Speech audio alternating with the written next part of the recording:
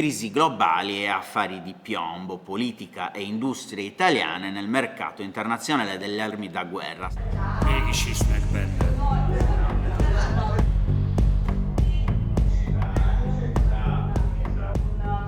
Vendere a questi paesi vuol dire non poter poi dopo interrompere i rapporti. Se lo fai hai delle conseguenze. Quando l'Italia ha smesso di vendere questi prodotti ai paesi del Golfo ci sono stati dei problemi. Non si vuole più rischiare che la società civile, che per questo è un altro punto importante, sia in grado di usare le leggi che esistono per fare qualcosa contro quello che fa il governo. La maggior parte delle inchieste non nascono poi fondamentalmente da quelle che sono le istituzioni, ma nascono dalle parti civili che sono state lese nei vari territori. Militarizzazione che sta tentando di colpire non solo le scuole superiori con progetti di alternanza scuola-lavoro e soprattutto con un decisivo taglio continuo dei fondi destinati all'istruzione per destinarli al settore bellico. Perché riteniamo imprescindibile l'importanza del diritto di informazione sulle questioni inerenti all'industria della difesa. Per portare alla luce, per documentare tutte le circostanze in cui il mondo militare cerca una commissione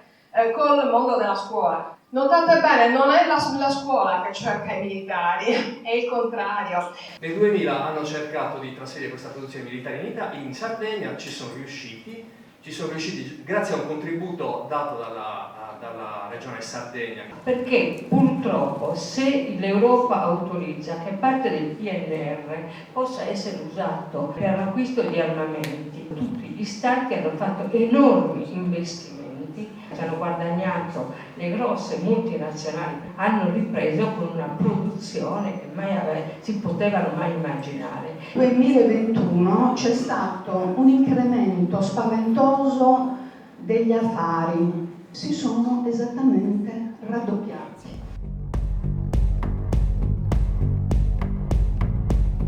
Nem kotrok több árkot, nem kerülök csapdát, nem lesek több áldozatot.